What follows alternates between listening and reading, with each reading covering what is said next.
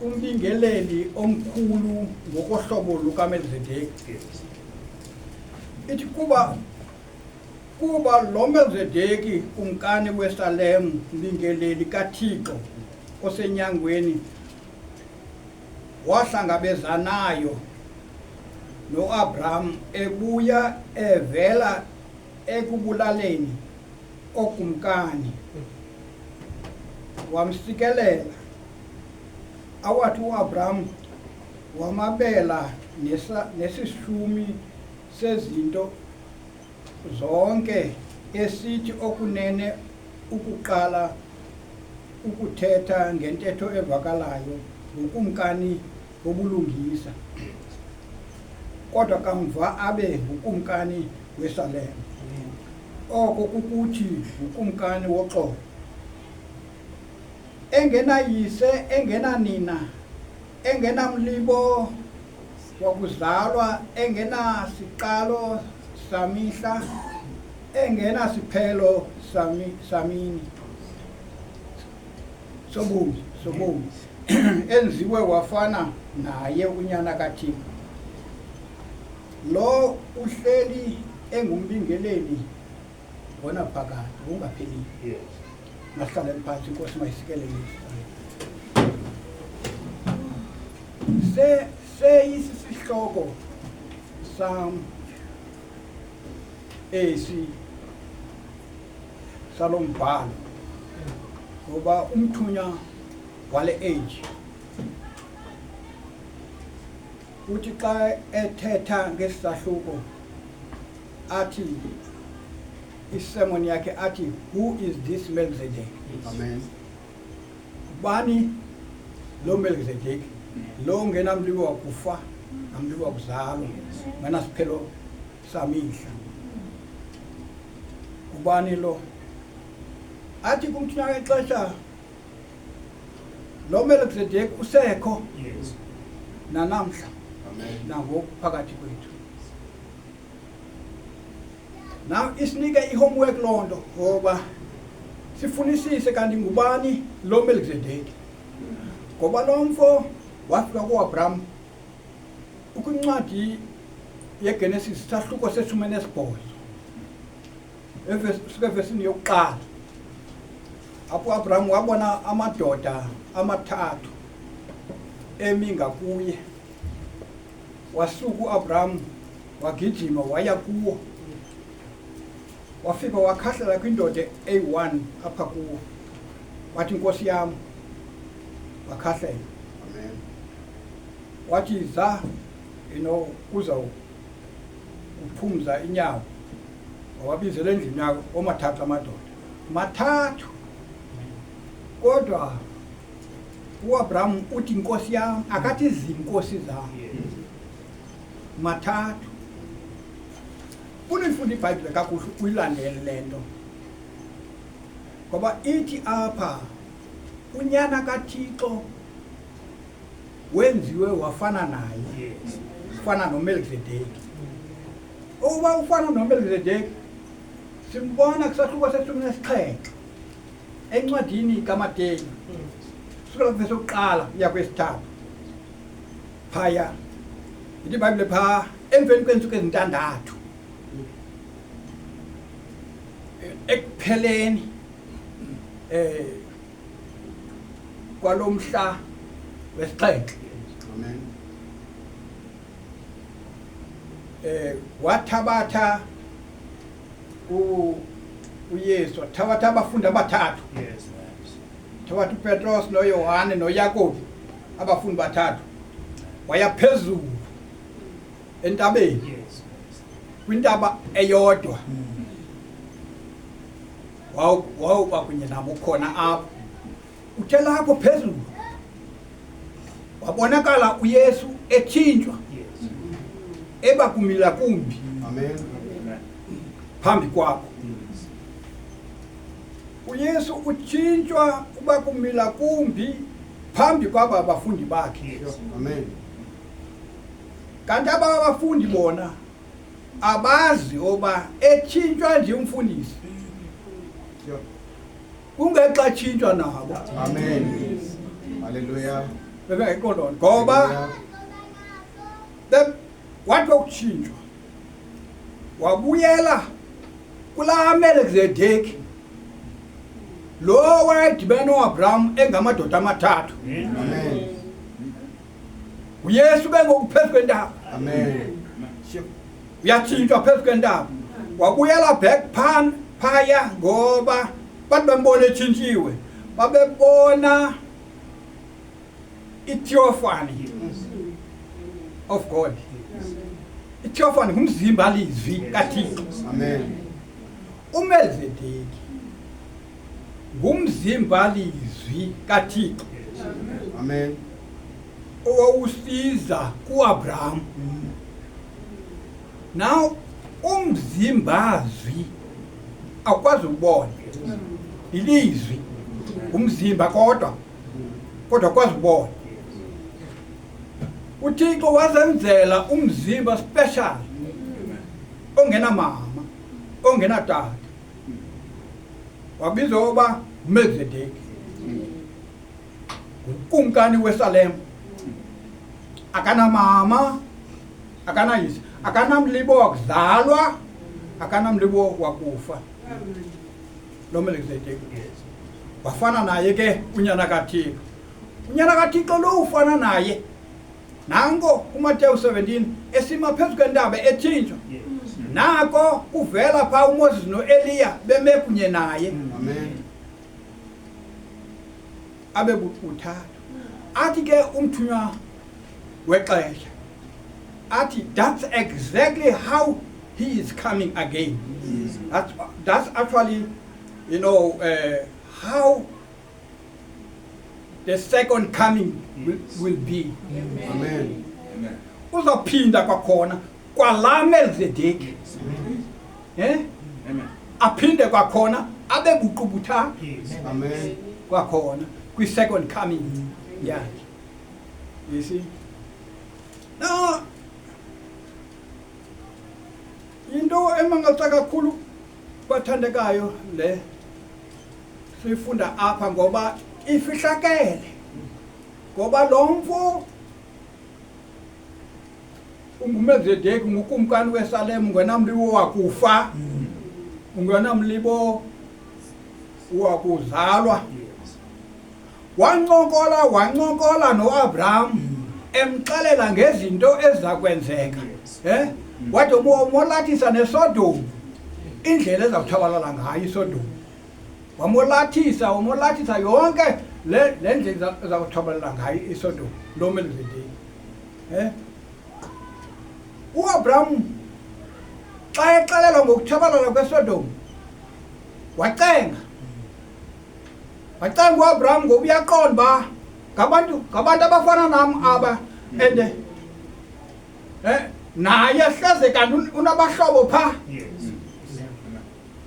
nawe ucenga lo mfo ngoba lo mfulu akanamlibo wakuzalwa engenamlibo wakufa.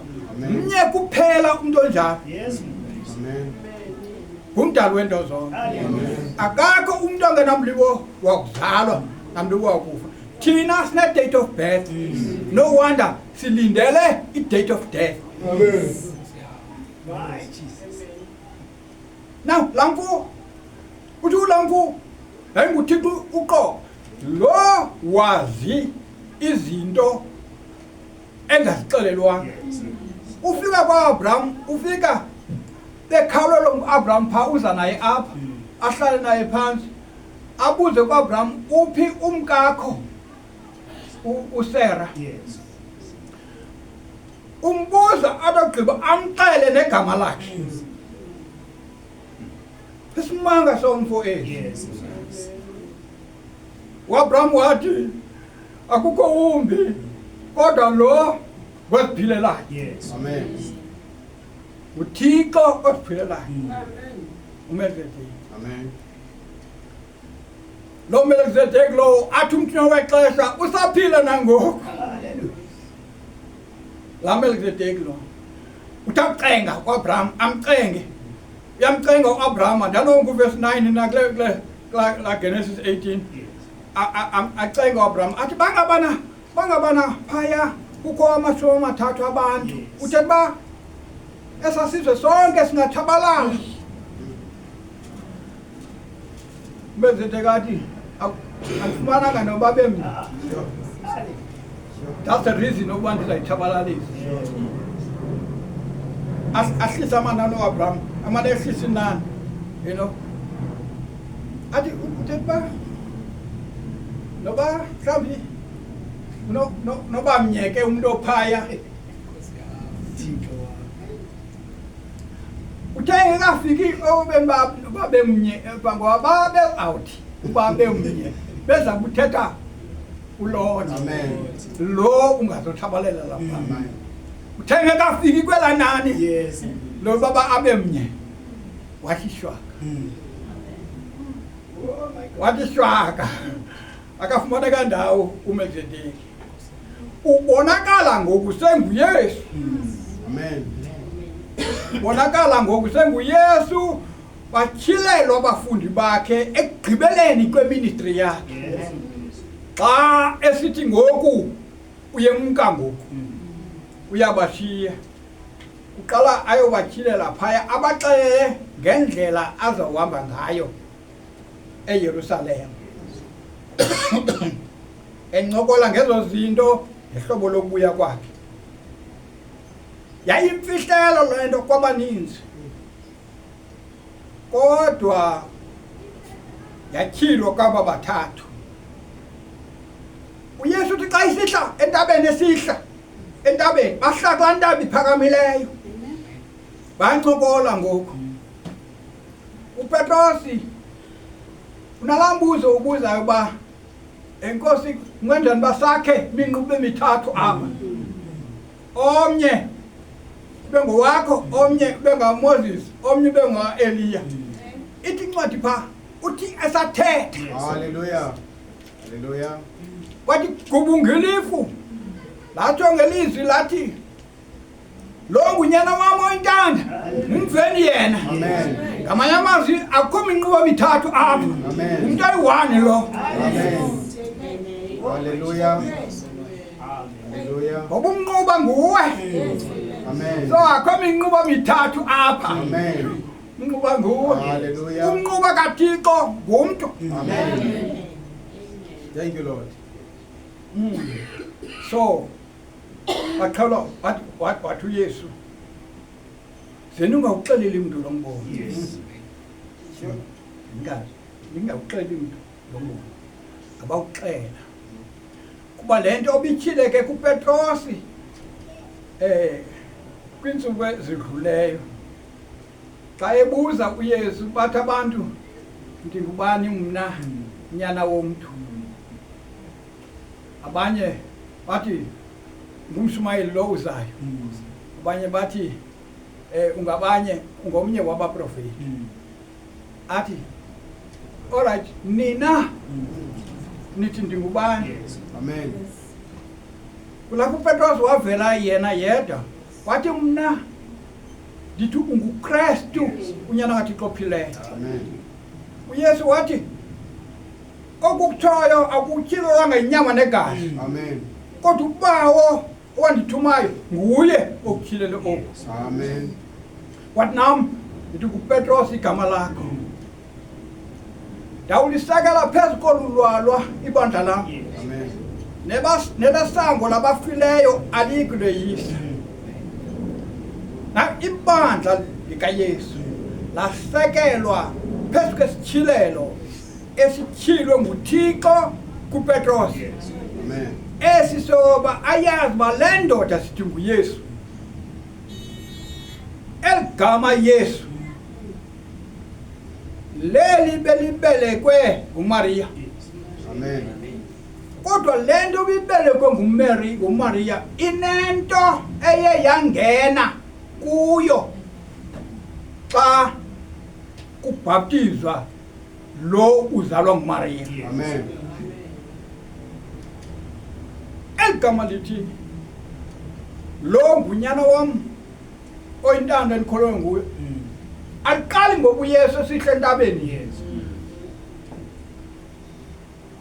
Livele eli gama ngexesha egqiba bhaptizwa. Amen. Sahlukweni sesithathu. Ncwadini kaMateyu evesini yeshumi nesithandathu. Ithi pha ebhaptiziwe ke uYesu. Wenyuka kwa-okho. Asuka amazulu avuleka kuye. Wambona umoya kaThixo usihla. Wahlala phezu kwakhe. Amen. Amen. Waphuma ilizwi lithi lo ngunyana wam oyintanda endikhoswe nguye. Liyaphinda pha phezu kwentaba. Amen. Liyaphinda pha phezu kwentaba. So lento yafihlakala encwadini kaYohane esahlukweni sesihlanu verse yeshumi nesithoba. uYesu uthi pha unyana womuntu akenzi nanye into engabonanga uyise eyenza. Amen. unyana womuntu akenzi nanye into engabonanga uyise eyenza. Amen. Hey, aqomba amaJuda ngoba ngoku iphangalele lento. Uzibiza ngoba ungunyana womuntu. Yayike kukumahe ba unguKristu. Sahlukweni sesixhenxe ncwadini kaJohane ivesi yeshumi nesihlanu. Bahlukana kubini. Umhlambi wahlukana kubini pha. Xa uYesu ethetha nabo endlini yesikhungu. Bahlukana kubini. Abanye bathi, hey, ingaba lo ayinkulo bafuna ukumbulala. Kungani ke ngoku bamvumele athethe ngohlobo? Ngaba lo nguye uKristu inene. Seyivakele laa nto bifihlo seyivakele. Hallelujah. Hallelujah. Wabuza ngaba nguye lo nguKristu lo inene. Andumzela. Now uYesu uthi kubafundi bakhe. Ethetha ke phofu ekunye nabo. Aba bake ngobafundi. Uthi unyana womuntu yemka phakathi kwenu. Ayakho namnye kuni unakho ukuya apha yakhona. Amen. Hey, abuza lo ndoda ngumntu omni nalo. Ngaba uya ekuthinjweni uyothinjwa okanye kwenzeka ntoni kuye? Kwahlala kukho i-question. Xa izwi kaThixo likhona. Hlala kukho umbuzo always. Now lo Yesu ngulaa Melkizedeki. La kumkani weSalem. Amen. Kumkani woxolo. LeSalem thina ke sengamakholwa siyayazi leSalem. Because leSalem for a gang nathi kuMateyu 21 mani kuSilo 21. Sabona izulu elitsha nomhlaba omtsha kumele ukuqala izulu lidlule nolwandle sakho. Ndawubona umzi omhle eJerusalem entsha isihla iphuma amazulwini iwondisiwe njengomthakazi ewondisela indoda yakhe. Ngumthakazi leJerusalem yibride. Libandla elingumthakazi elendele kuKristu. Hallelujah. Amen. Nanto leJerusalem. Amen.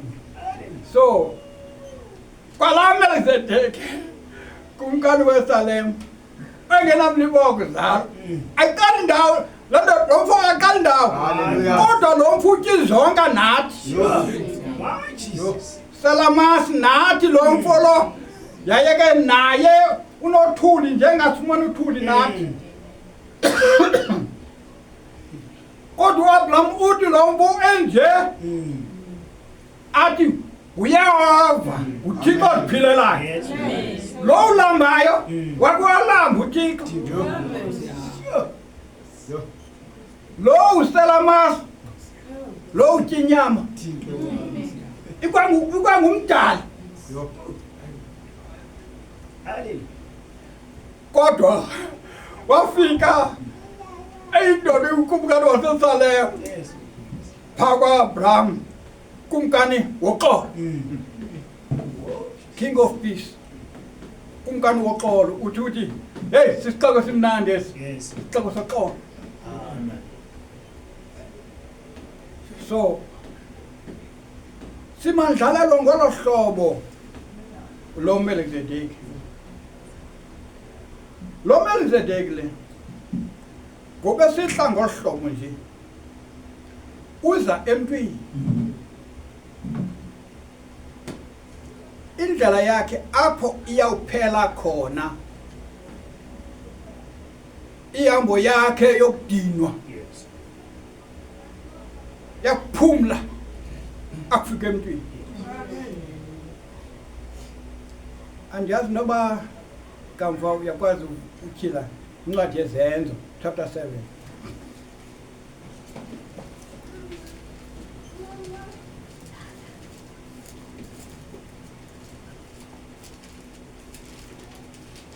kafunde verse 49 verse 49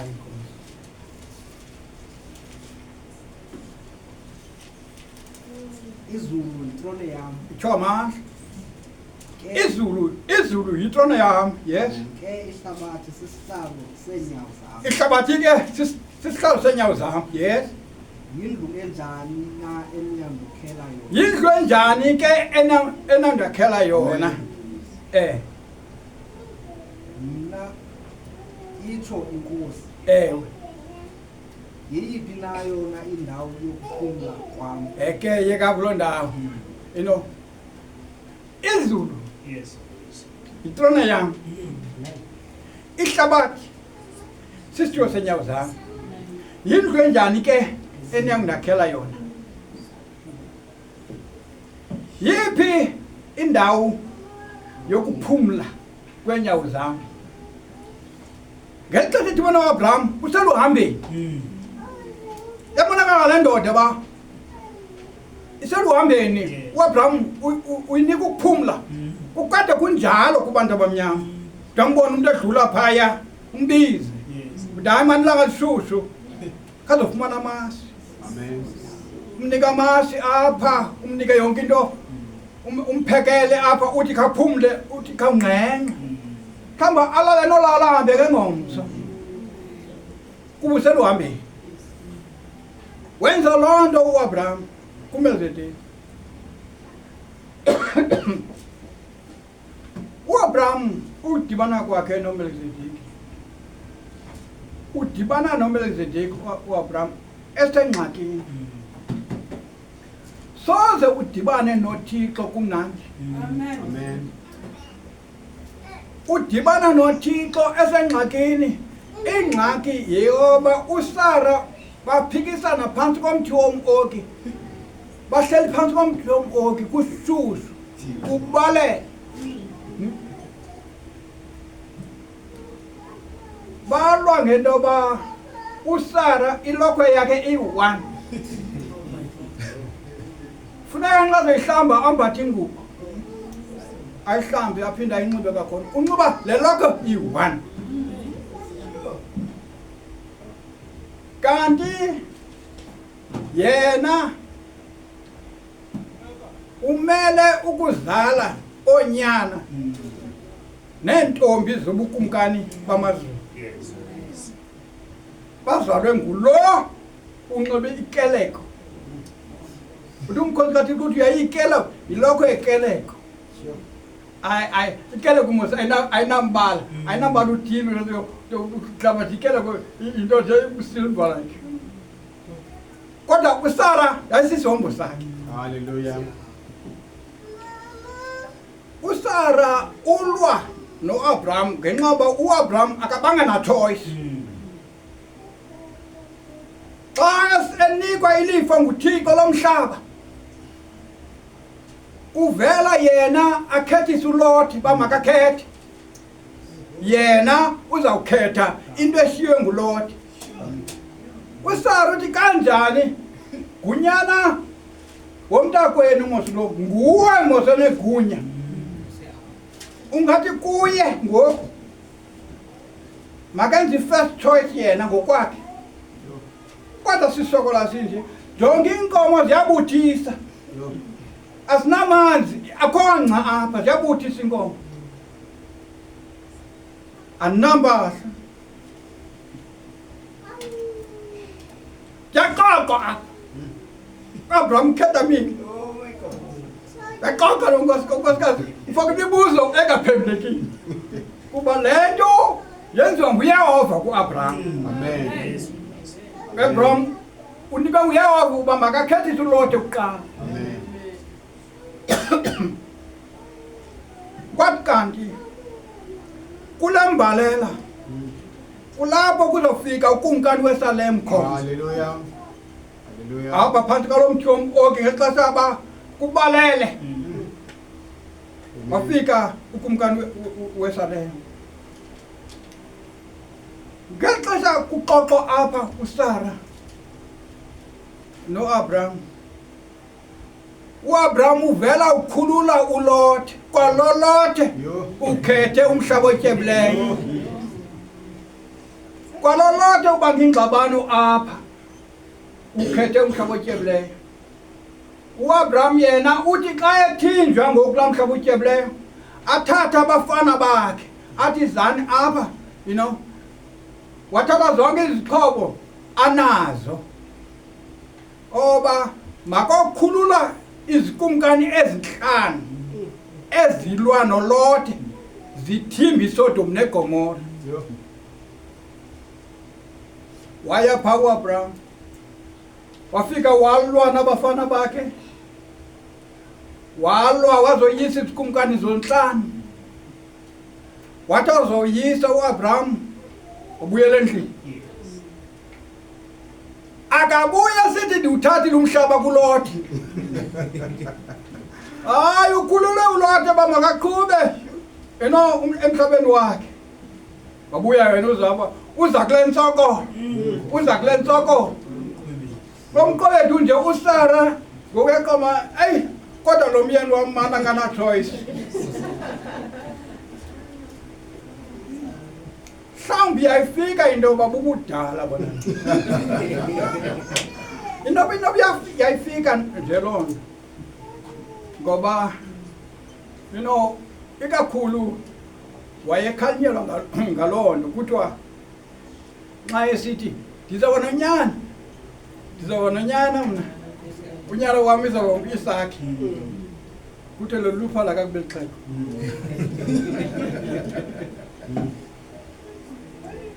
Athi uzawuba nonyana kweli xhegwazi bebadala kangakanani. uAbraham wayeqhutywa nguThixo kuyo yonke into ayenzayo. Loo nto ngekuba kwakungcono oba uSara ammamele kwaba ngcono kuba wayembiza njengenkosi yakhe wayeguqa nxa ethetha kunye naye uAbraham. So lo nyana kaThixo wenziwa wafana noMelkizedeki kanye. Incwadi yamaHebhere esahlukwane sesishumi nesithathu nayo inkosi ivesi yesibhozo funda laa vesi yodwa.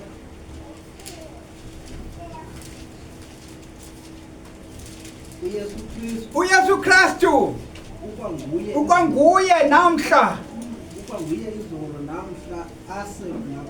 aseda kuona uYesu Kristu lowa ithi indawo esiyifundayo unyana kaThixo wenziwe wafana noMelkizedeki kuthiwa unguye nanamhla. Unguye izolo nanamhla unguye kude kusemaphakadeni uYesu Kristu. uYesu Kristu nayinzima apha into yoba abaninzi banqula uYesu waseNazaretha. Amen. Amen. uYesu waseNazarethi akafani noMelkizedeki. Amen. Yilonto uYesu waseNazarethi watshintshwa akufika phezu kwentaba. Amen. Kutshintshwa la nyama seNazarethi. Amen. Yes. Amen. Kuvela uMelkizedeki. Amen. Hallelujah. So lethi uYesu Kristu kuye izolo Yes. namhla kude kuse emaphakadeni kuba uYesu namhlanje nguwe. Amen. Amen. Hallelujah. uYesu ebenomhla wokuzalwa Amen. wanomhla wokufa neminyaka owaphila yona siyayazi Amen. ngoba waphila i-33 years. Wa kodwa uMelkizedeki kuthiwa yena akanamlibo wokuzalwa. Hallelujah. Amen. uMelkizedeki akanamlibo wakufa. uYesu wafa Amen. uvuke emva kuba makavuke. Yes. Amen. So lo usekho namhlanje Yes. uphume kuYesu wangena kuwe. Hallelujah. Uphume kuYesu Yes. wangena emntwini. Hallelujah. Amen. Xa ephuma kuYesu ungena kulaa ndawo yokuphumla kwakhe. Ungena kulaa ndawo athetha ngayo phaya uPawulos incwadi ezenzo athi abaprofeti bathi izulu yitrone yam, Yes. ihlabathi sisitulo senyawo zam. Ke yindlu enjani enyandakhela yona? Ndawoni eyokuphumla kwenyawo zam. Amen. uYesu xa ngena kuwe ungena kulaa ndawo yokuphumla kwakhe. Amen. Hallelujah. Awungena kuwe Amen. yakuphumla uThixo. Yes. Awungena kuwe Hallelujah. indawo yokuphumla kaThixo kumanxa engene kuwe. Yes. Esahlukweni sesithathu ncathi niyasitshilela evesini yama-20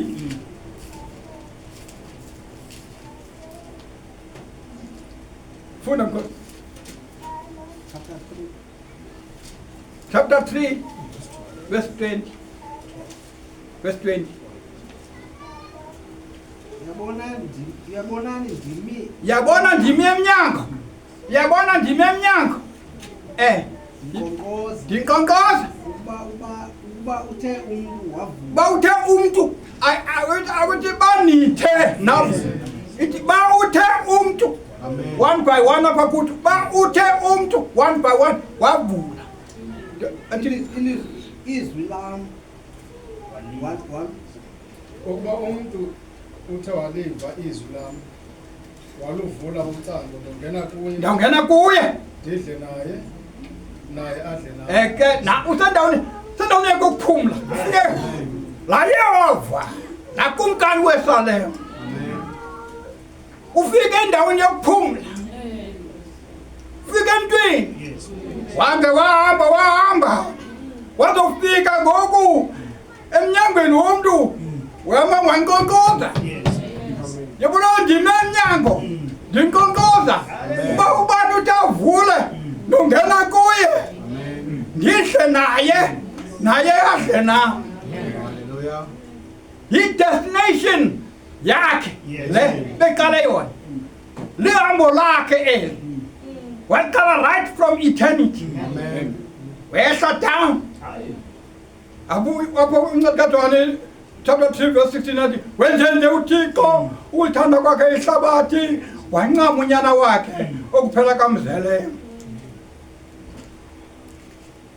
uThixo wazidalela umzimba Yesu. Lo mzimba Yesu nguThixo esemntwini. nguThixo esemntwini. Amen. Kafuna incwadi yabaseKolose brother. Incwadi yabaseKolose sahluko sokuqala. Ivesi 15. Ungumfanekiselo. Ungumfanekiselo ongumfanekiselo kaThixo ongena kubona. Ungumfanekiselo kaThixo ongena kubona kubani lowo? UKristu. Ithi phayisiqu kaKristu nomsebenzi wakhe. Owamazibulo kwindalo yonke. Owamazibulo kwindalo. Umazibulo kwindalo yonke ngubani? UThixo. UThixo umazibulo kwindalo yonke. Sonke sidalwe nguThixo. Hallelujah. Sonke siyindalo kaThixo, sonke sivela kuThixo. uYesu ungumfanekiso woThixo ongena kubona. Wena ungumfanekiso woThixo ongena kubona. Ukuthi ufumana indawo wangena kuwe. Xa ngene kuwe akwazi ukuthi wena uYesu kum. Ngalonke akwazi ukuthi incwadi kaJohane. Sasiwenza ukuqala. Incwadi kaJohane evangeli. Sasiwenza ukuqala kuvesi yokuqala. Kafundela phakathi. Ekuqalekeni Ubekho ungokuqala kwindalo yonke. Ekuqalekeni yes. Ekuqalekeni ube ekho ulizwi. Waye ulizwi ekuye uThixo. Waye ulizwi enguThixo. Yeka kuloo ndawo. Yabona ulizwi nkonkoze kuwe wangena wafumana indawo yokuphumla. Ulizwi ngoku wena ukubonakala koThixo ongena kubona.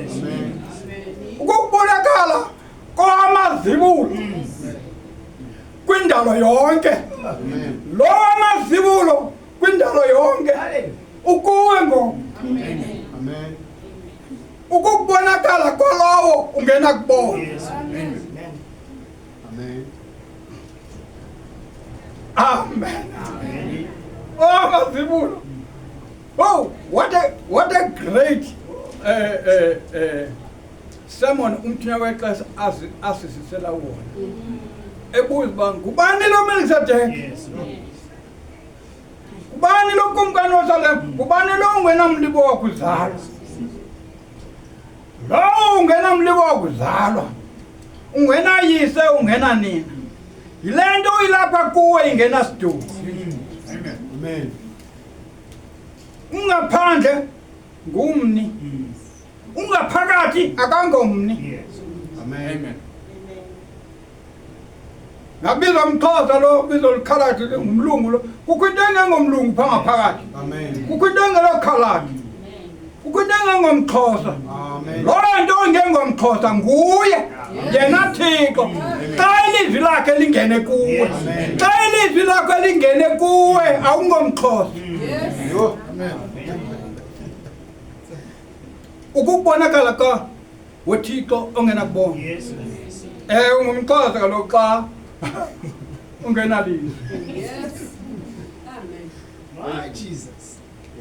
UmXhosa qha. Anguxhosa.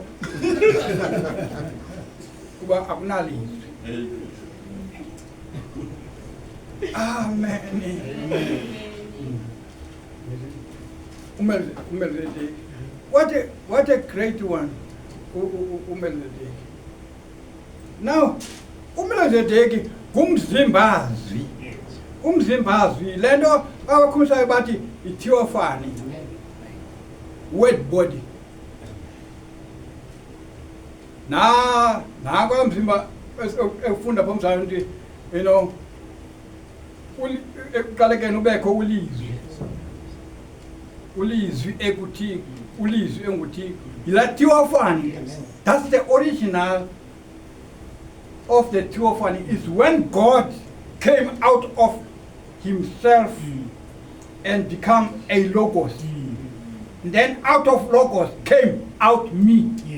I came out of the logos. If you are a believer, you came out of the logos. This believer kuphela ephuma out of the logos.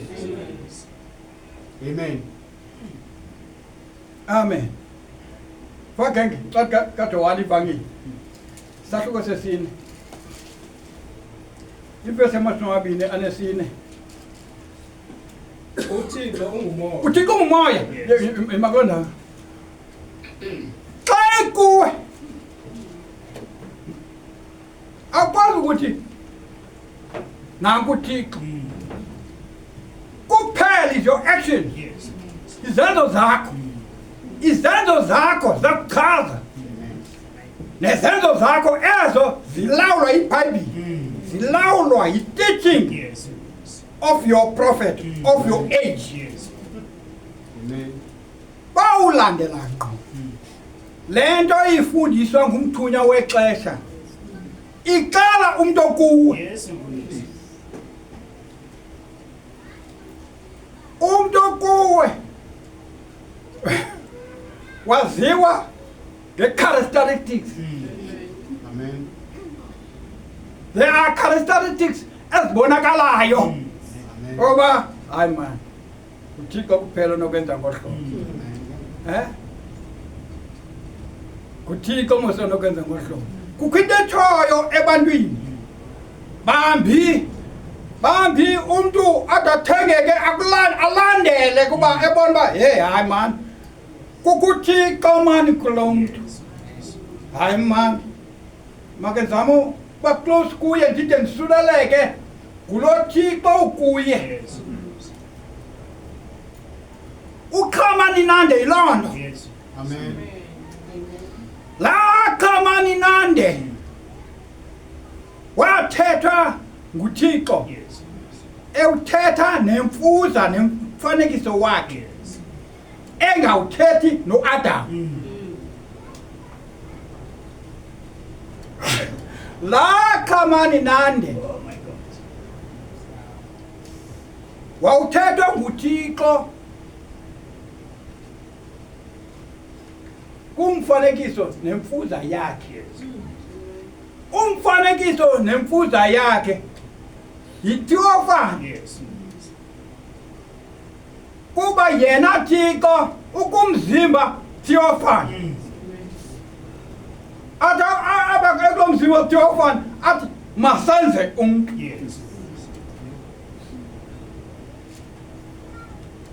uta abe emzimba athi khamani nani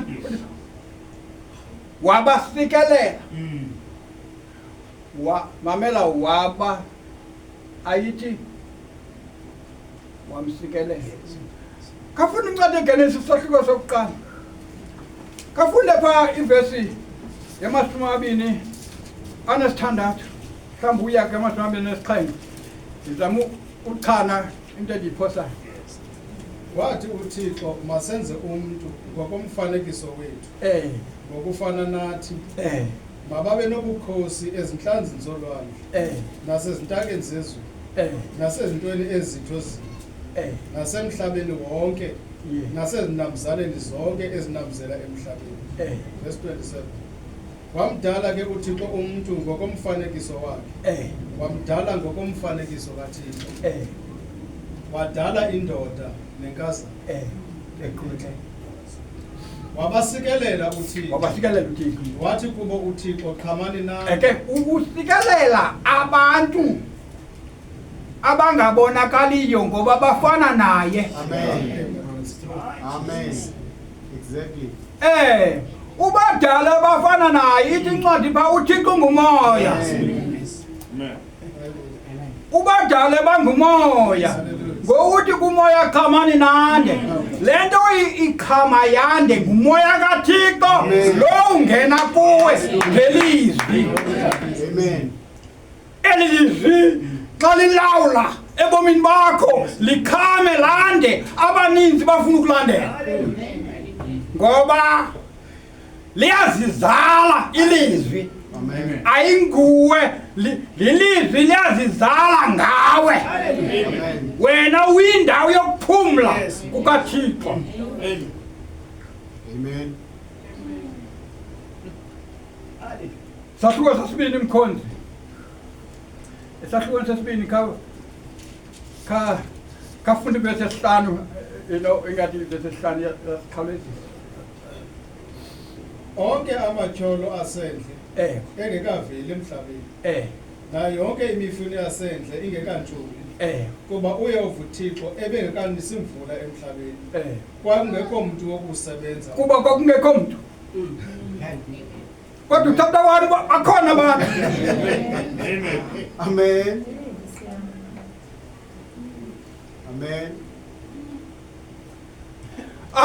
akaveli matyholo akaveli into uyidala yonke phaa chapter 1 yonke le nto yonke le nto uyidale phaa yonke le nto ngokuthi kwakungekho mntu kwakungekho ndawo yoba laa mzimba ufana naye ungene kuyo loo ndawo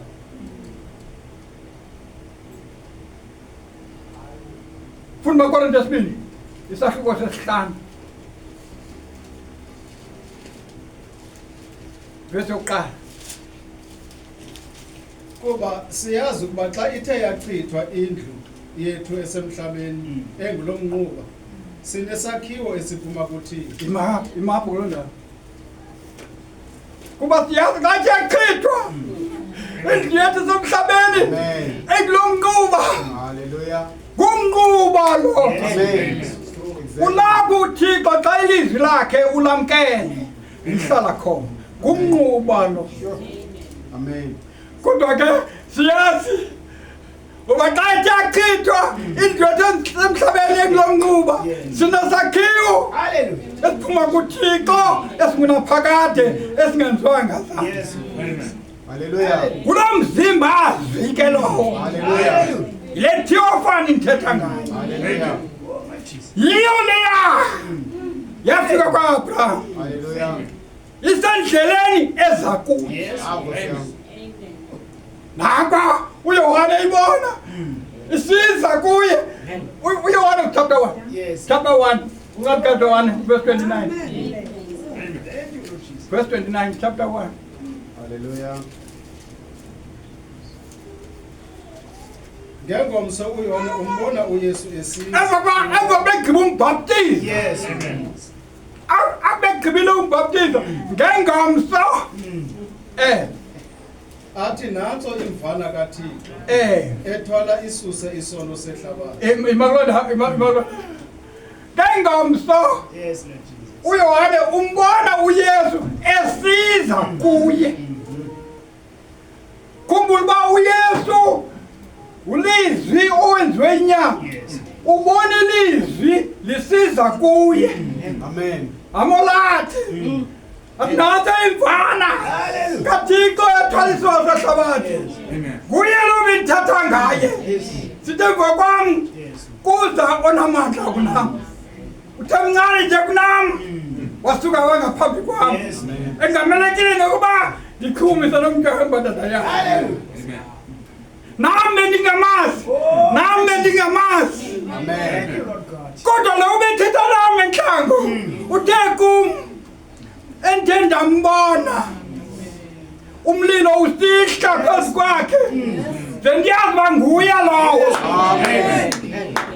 nguye lowo lo bendithetha ngayo ngexesha uYohane sithi kukho khoyo apha endingamaziyo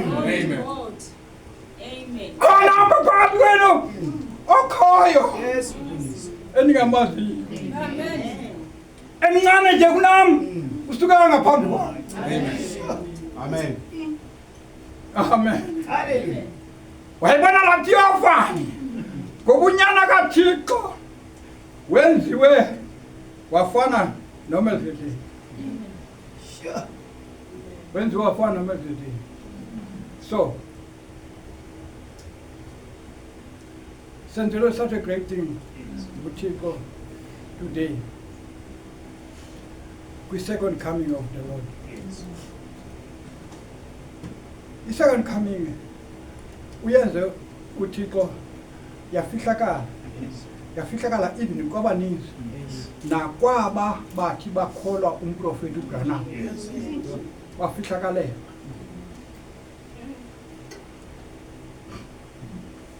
ndifuna utshintsha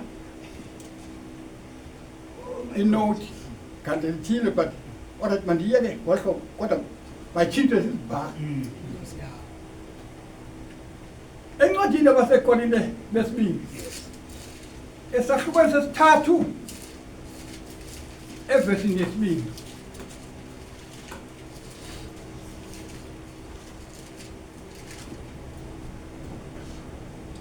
encwadi yethu thina ebhalwe ezinhlizweni zethu nini yeka incwadi yethu thina ngobani othina ngabathunywa abathunywa usukela ku-Irenaeus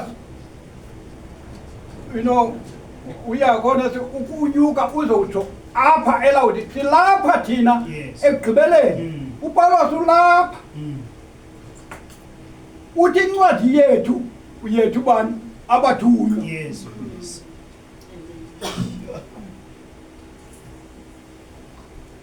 uwesile abantu bakhe bebebhalwe pha kuye nge-age yakhe ngabe age yakhe babhalwa pha kuye qhubekeke i-age iphele uLuda abantu bakhe babhalwe kuye bonke le age lekamela kayifo ndathumela kuni uEliya umprofeti ingekafiki imini enkulu eyoyikekayo kaYehova nje xa ingekafiki nje ingekafiki uMalaki 4 usalathi santi just xa ingekafiki just bayizafika imini eyoyikekayo yenkosi kufika uMalaki 4 qala asinike way of escape uyazi uBrother uncoma uBrother Neville udlala thumayele ngayo imessage yakhe ithi the way of escape uThixo wasinike indlela yokuphepha namhlanje akukho umuntu namhlanje akakho umuntu onokuphepha into yoba uThixo usinike indlela yokusinda ngothumela umthunywa kule age njengoba wayethumela uLuda yaphela i-age kaLuda wathumela uWesley yaphela i-age kaWesley kwangena iPentecost apha kwiPentecost uThixo uze ngokwakhe Amen. uzasa la ncwadi athi ndime emnyango ndinkonkoza Amen. xa esime emnyango enkonkoza umisa indoda Hallelujah. ekukubonakala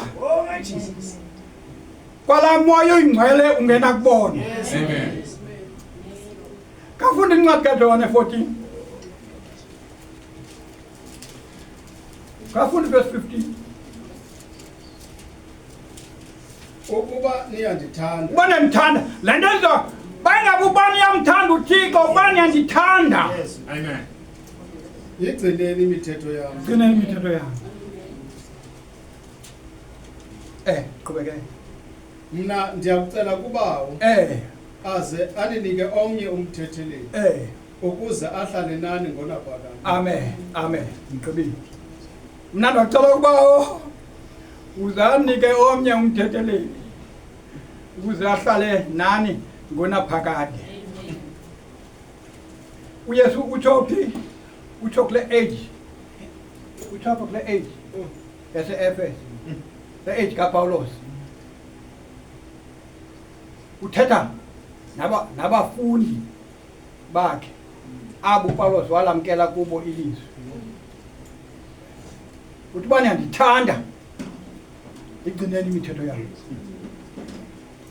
nandokucela ukubawo aninike omnye umthetheleli qhubeka mkhosi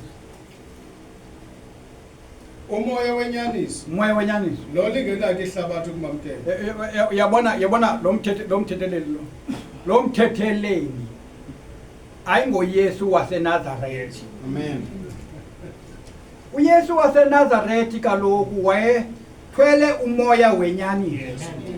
Lo othi pha kuncwadi kaJohane 5:19 athi unyana akenzi nanye into engathanga uyise ayenze.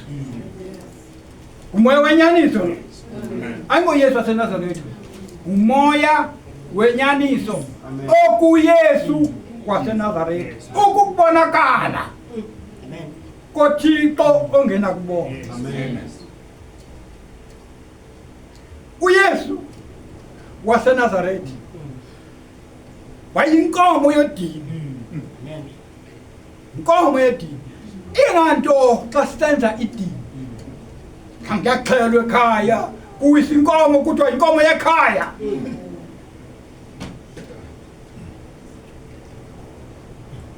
Ngokwendlela ebekumele kwenzeka ngayo, bukumele uba laa moya walaa nkomo uphuma ungena apha ebantwini.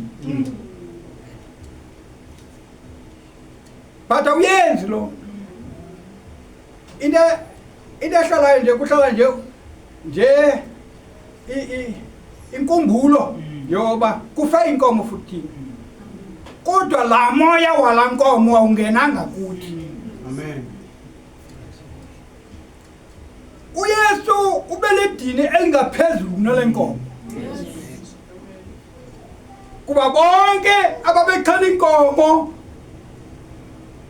bathi bakufa bahlala eparadesi abayanga kubukho bukaThixo. Amen. Kuba igazi lenkomo nelebhokhwe alikwazanga ubasa. Amen. Kubukho bukaThixo. Kodwa kaYesu. Kayesu. Latakphala. Lasamba izono zabona. Kwasada kwade kwasada namlo. Ngivana ndikakhulu. Yasada. Ngemina yodwa. Yes, Nkosi. Kukwindoda eyandifalayo. Yahlawula amatyala endandingena kwahlawula. Hallelujah. Yafa nyanyani loo ndoda. Yafa kangangentoba abaxhonye emnqamlezweni babenqunyula imilenze. Lapho eyakhe imilenze zange inqunyulwe kuba selefile. Kodwa hayi man, mahlala ndirhele phambili lakhe.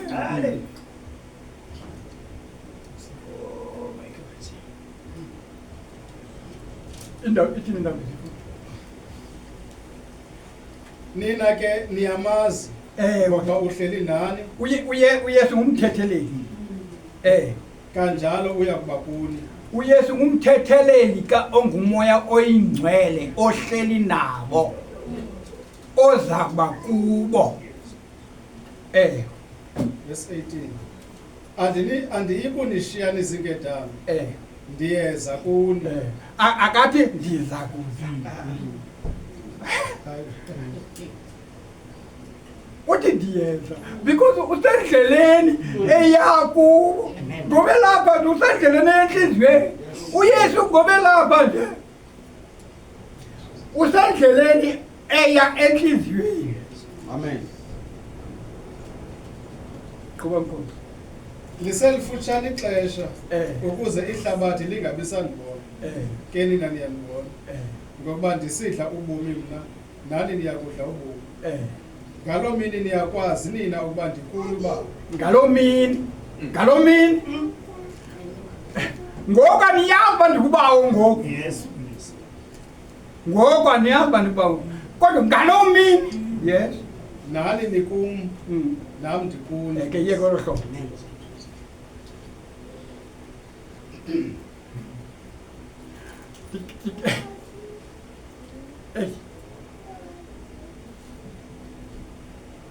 Are you happy? Amen. Amen. Amen. Amen. So the Lord is so good. You know, uthi Paulus ba. incwadi yethu thina uyasiquka Yes. usiquka nabanye abasiquka kunye nabo ngabe-ages ezizayo emva kwakhe uziquka kunye nabe-ages emva kwakhe kuza u-Irenaeus ngokwembali kubantu abayifunda ihistory emva kopawulos kwalandela u-Irenaeus emva ko-Irenaeus kwalandela uMartin emva koMartin kwalandela uColumba emva koColumba kwalandela uMartin Luther emva koMartin Luther kwalandela uWesley emva koWesley kwalandela iPentecost which Pentecost is the age where we come from. We are Pentecostal. But we are not Pentecostalism. Amen. We are Pentecostal. Pentecost is the experience of receiving the Holy Ghost. Amen.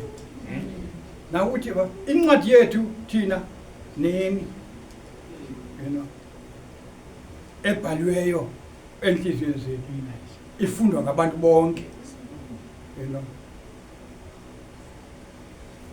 Now, le ncwadi uPawulos athi ngabo bona bathunywa.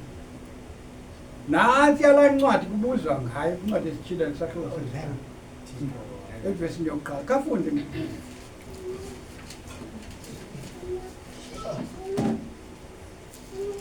evesi yokuqala ukuhla Ndabona esandleni sokunene salowo uhleli etloneni.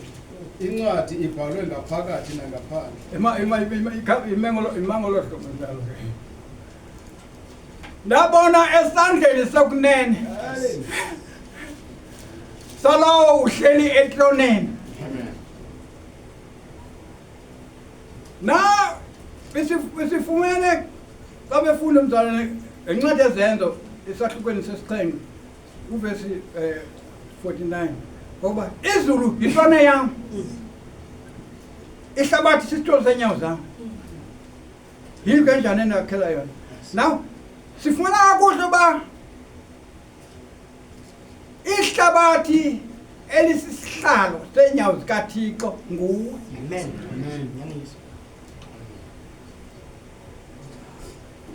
Itone kaThixo is your heart. Amen.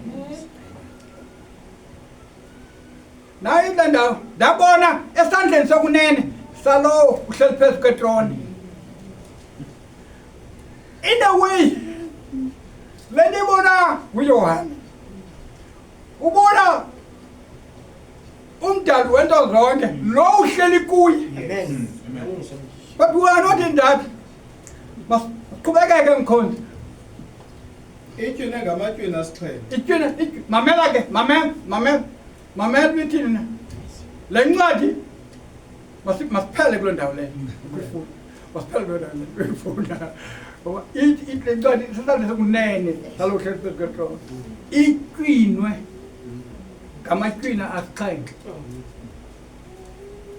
Ndivumele noba uyayiqonda kamva nditsho ndithi ityhwina lokuqala Pawulos. Amen. Amen. Ityhwina lesibini bengu-Irenaeus. Amen. Ityhwina lesithathu benguMartin njalo njalo ade besixhenxe. Ityhwina lesixhenxe nguBranham. Amen. Hallelujah. Amen. Amen. Yes. Hallelujah. ngokuPawulos setshilo uPawulos ukuthi incwadi yethu thina nini. Amen. So incwadi yabantu abafuna ubona uBranham nini. Amen. Bafunda nini. Ithi ndawo iyaziwa ngabantu bonke okanye ifundwa ngabantu bonke. Amen. Itsho ndawo incwadi yethu thina nini ifundwa ngabantu bonke. Incwadi ufuna unase ngoWesley bunoya kula age kaWesley ubona abantu aba ngoku hayi andingathethi bona.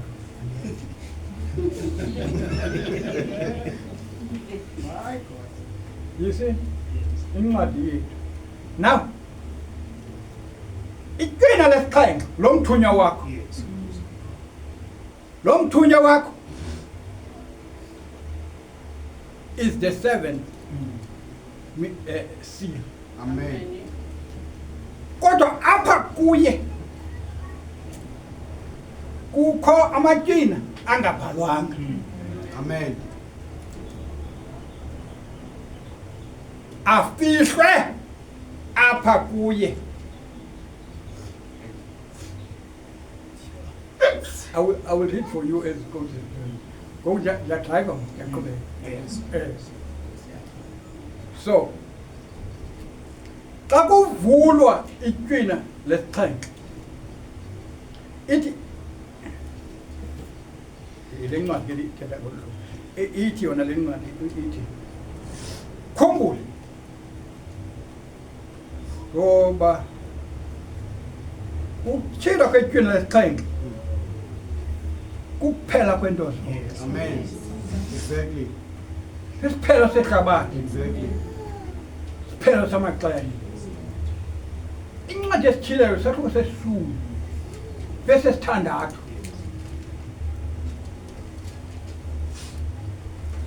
ase emaphakathini asemaphakathini Eh, owadala izulu nezinto ezikulo eh, nomhlaba nezinto ezikuwo eh, nolwandle nezinto ezikulo eh. ukuthi akuyi kuba sabakho ixesha Asayiba kwaxesha. Xa eqina. Funda verse 7. ke ngemihla yezwi lesixhenxe isithunywa sezulu xa Lo mthunywa wesixhenxe Yes. xa subazo vuthela ixilongo. Yakho iyakuzaliseka imfihlakalo kaThixo fihlakala Thixo zasengifihlakala Thixo ungafihlakalanga Thixo afihlakala utyilekile uThixo. Amen. Kuba ngoku lo wesixhenxe uPawulos bembandakanya ngoku abesithi incwadi yethu thina into ebhalweyo ngaphakathi kwethu nini nanku ngoku evulwa nanku esaziswa naku kuphela ixesha. Amen. Ndifuna ukuya kwakule chapter iphethe chapter 10 kodwa bendingacacisa a lot xa ndiqala kuverse 1 khaqale kuverse 1 because ngibona uba uverse 4 unemfihlelo ethile endiqonda uba ndabona esinye isithunywa sezulu esinamandla yabona ke ngoba uPawulos esemhlabeni nje esisithunywa se-age kukwisithunywa sezulu esiza singene kuye ethetha ngohlobo ebantwini kungenxa sesasithunywa sithetha ebantwini Amen. kuba esathunywa sibiza abantu abamabakholwe ngeministry kaPawulos ngoPawulos. Amen. Prophetic into yoba athi incwadi yethu thina ebhalwe ngaphakathi kwethu nini ayithethwa nguPawulos. Yes. Amen. Ithethwa yilangilo esisemazulwini. Amen. Incwadi kaJohane isitshilelo sahluko sokuqala bese yokuqala isityhilelo sikaYesu Kristu awamnika sona uThixo ukuba ababonise abakhonzi bakhe izinto ezimele ukubakho kamsinya waqondisa wathumela ngaso isithunywa sakhe sasemazulwini kumkhonzi wakhe wathumela ngaso isithunywa sakhe sasemazulwini kumkhonzi wakhe uYohane. uYohane usemhlabeni isithunywa sihlathele emazulwini. Amen. Uthi phaa kwichapter 10 kuverse 1 ndabona esinye isithunywa sezulu esinamandla sisihla ezulwini sithwe wambu ngelifu kukho umnyama entloko sisemntwini ukhona umzimba Yes. esiya kuwo esithunywa. Ewe laa mnyama uzawuthi wambu entloko yesithunywa semhlabeni. Hallelujah. Amen. Hallelujah. Amen. Esithunywa sinamandla siphuma emazulwini Yes. siyakwesi sisemhlabeni. ngoba sisawungena laa nyama wombathe phezu kwezi semhlabeni. Amen. Hallelujah. Amen. Hallelujah. Qhubekeka Nkosi. Ubuso baso bungathi lilanga, inyawo zaso zingathi zintsika zomlilo. Esandleni saso saye sinencwadana ivulekile. Salumisa unyawo lwaso lokunene phezu kolwandle, ke olokhohlo phezu komhlaba. Sadanduluka ngezwi elikhulu ngathi ingonyama igquma. Sathi sakudanduluka indudumo esixhenxe zazivakalisa. Yabona sathatha kudanduluka indudumo esixhenxe zazivakalisa izandla zayo. Nandifuna ukuthi indudumo ilizwi likathi ukuthetha kwathini. Ngoba ethetha apha kuPawulos nje indudumo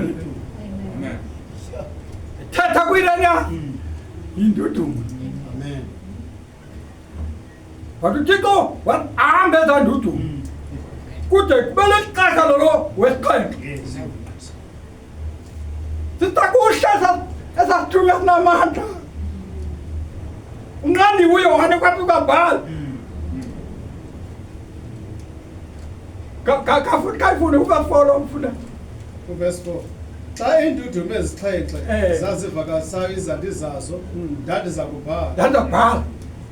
Ndaza ndeva izwi liphuma emazulwini lisithi kum, zitywine izinto ezivakalisayo. Musa ungazibhali. Ungazibhali zona. Verse 5. Saza isithunywa sezulu endasibonayo simi phezu kolwandle naphezu komhlaba. Sasiphakamisele ezulwini isandla saso. Safunga lo udla ubomi. Ase emaphakadeni asemaphakadeni. Owadala izulu lento ezikulo. Mamela isithunywa sezulu. Esithunywa sezulu sibeka inyawo laso phezu kolwandle naphezu komhlaba. Ngumntu lo. Nanga mamela bakuverse 5 uthini verse 5. Saza isithunywa sezulu endasibonayo simi phezu kolwandle naphezu komhlaba. Sasiphakamisele ezulwini isandla saso. Safunga lo udla ubomi. So sifunga lo udla ubomi. Asemaphakadeni asemaphakadeni. Owadala izulu nezinto ezikulo. Nomhlaba nezinto ezikuwo. Nolwandle nezinto ezikulo. Ukuthi akuyi kubakho sabakho xesha. Akuyi kubakho xesha. 7. Ke ngemihla yezulu lesixhenxe isithunywa sezulu xa sukuba siza kuvuthela ixilongo iyakuzaliseka imfihlakalo kaThixo njengoko washumayela indaba ezilungileyo kwabangabakho abakhonza. Mamela ke uyekile kulo ndawo. Iyakuzaliseka imfihlakalo kaThixo njengoko wazishumayelayo kubakhonzi bakhe 7 messengers. Amen.